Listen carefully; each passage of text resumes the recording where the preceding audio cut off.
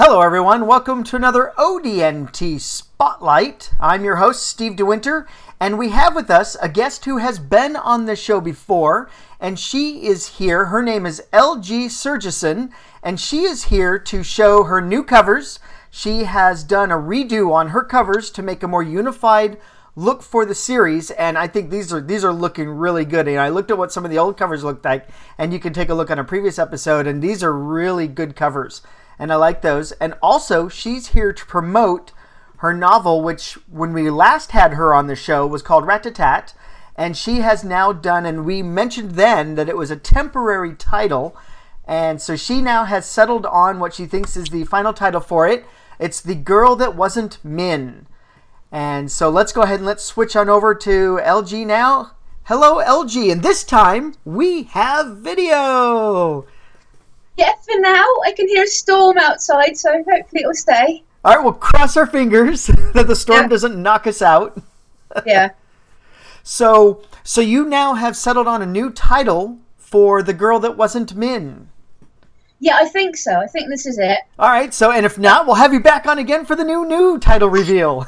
Yeah, I mean, how many names does one book get, right? Exactly.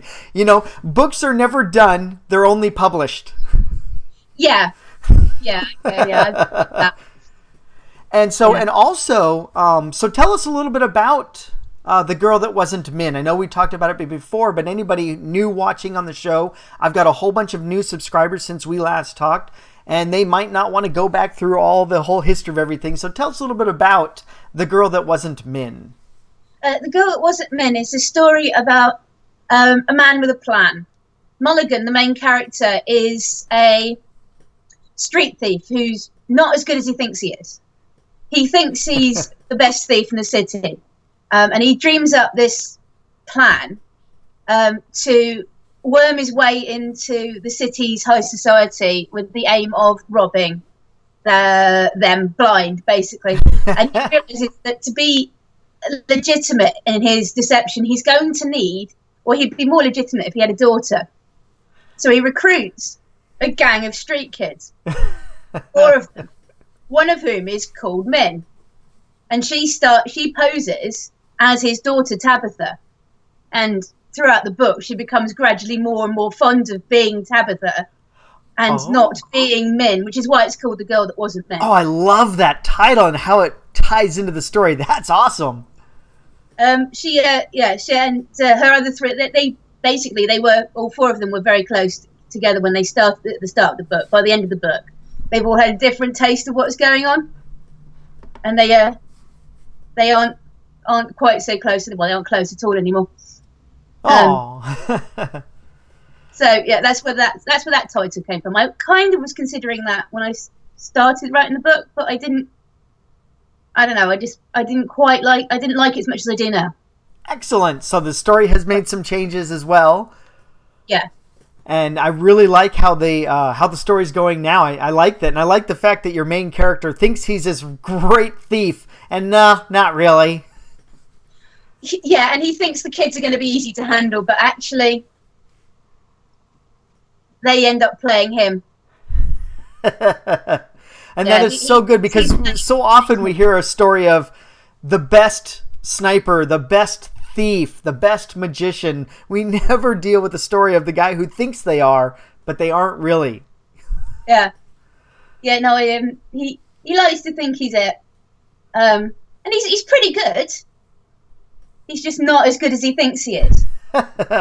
And so what was your inspiration for writing this book? Oh, there goes the picture. Oh no, there goes the picture. Oh, the storm outside. Curse you, weather.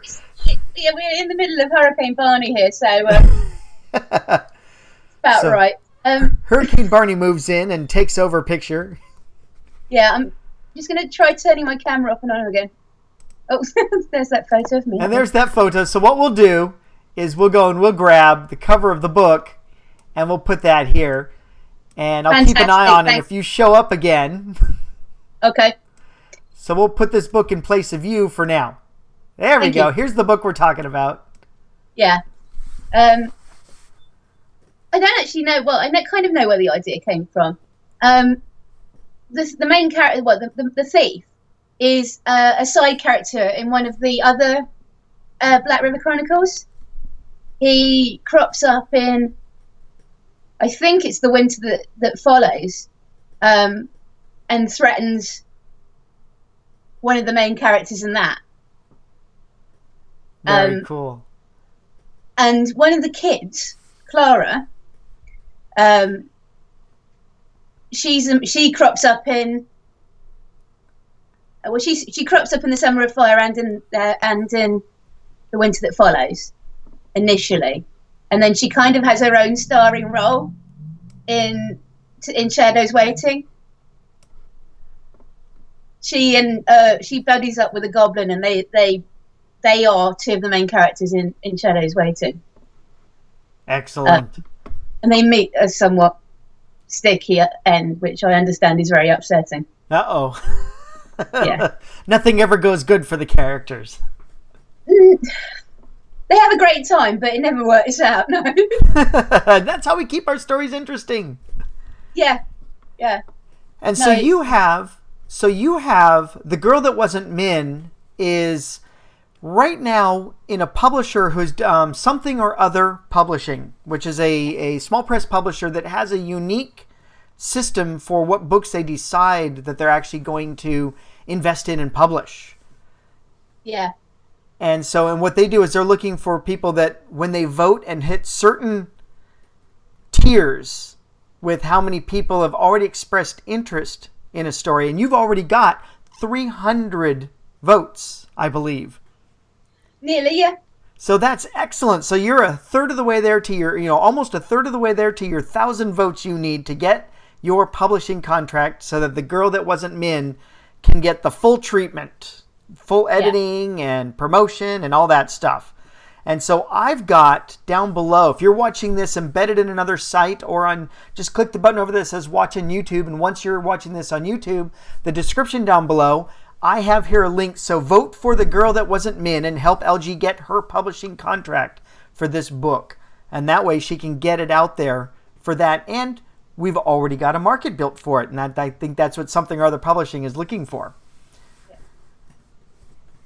So you self-published your other books, or did you go through a publisher for those? I'm trying to remember now. No, they are self-published. I did them myself, yeah. Yeah, so you did them yourself, and now you're wanting to take that and say, hey, look, I built this whole series. Here's another book in the Black River Chronicle series. Yeah. And let's get, see if we can get this in through a publisher. So that's excellent. Yeah. It's a little bit off to the side of the other books. Right. It's not in the series, but it's in the universe. It's in the same city, but it doesn't revolve around the adventurers, which are the main characters of the other books. Excellent. But still, it sounds like my kind of story. I love thieves stuff and thieves and all that. I love all the criminal element in my stories. I so do. I'm never rooting for James Bond. I'm always rooting for Spectre. Yeah, I don't. I'm not very good at writing heroes. It's always criminals or anti-heroes or somebody's up to something, but you won't like them really. Excellent. So what? So while this book is waiting to be, and you've gone and you've redone the title, you've redone the cover on it. Yeah. What's next from the great LG Surgeson? Well, I've got kind of two things on the go at the moment.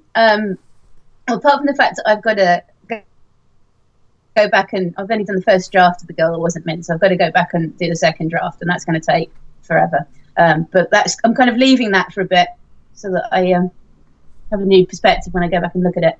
At the moment, I'm working on two things. I've got half the manuscript for the next Black River Chronicle sitting around. That's got to be finished. It's called The Fireborn Road, and it fits in the story somewhere between the Freetown Bridge and Dawn of Darkness. Excellent. Yeah, that's half done. That needs finishing. So it's almost there. Yeah, I'm just rereading it because I can't remember what was in it. Oh, it's been a while. Yeah, well, yeah, I usually have two or three things on the go. I think most people do, don't they? Two or three things on the go. Oh, yes. And then when I know I'm going somewhere with one of them, then I kind of focus in on that, and then I kind of back and reread what I was writing before from the others. And the other thing I've got on the go is it's not a fantasy story at all. Actually, it's a book about a teacher who goes to work in an education centre. Well, it's sort of a difficult to describe. She goes to work in a string of children's homes for young people with severe behavioural difficulties. Oh. Which is actually what I do for a living. Okay, so almost an autobiographical, but it's still a fiction story, right? Yeah, I mean, it's obviously because of confidentiality and all that, I couldn't actually write things I've done, but it's based on what I know might happen and what I know is probable. And right, your experiences and talking with other people in your same field, so you've got a bigger draw to make your story than just things you've done specifically. Yeah, and obviously I can't write about specific kids. I've never met any of the kids in the book, but I've been able to create them out of my own experience and out of my experience with my colleagues. And people always say to me, the reason I wrote that is because people were forever saying to me, I'd come home and tell them what happened at work, and they kept saying to me, oh, you've got to write a book. That sounds like a very interesting job.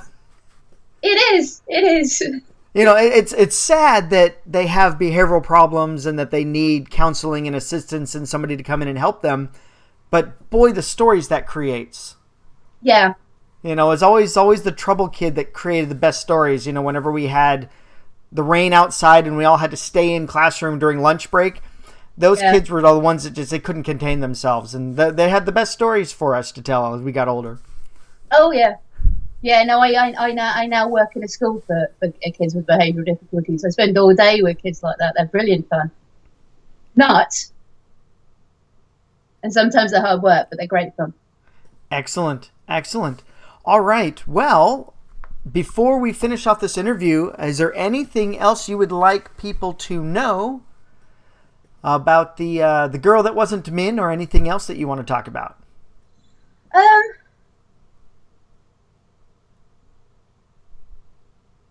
I don't. Well, apart from my new covers for my paperback release. Other than that. Yep, so for the Black River Chronicles. Okay, great. Well, hey, thank you very much, LG, for coming back on the show and utilizing us for your new cover reveal for the new cover. I think this is awesome.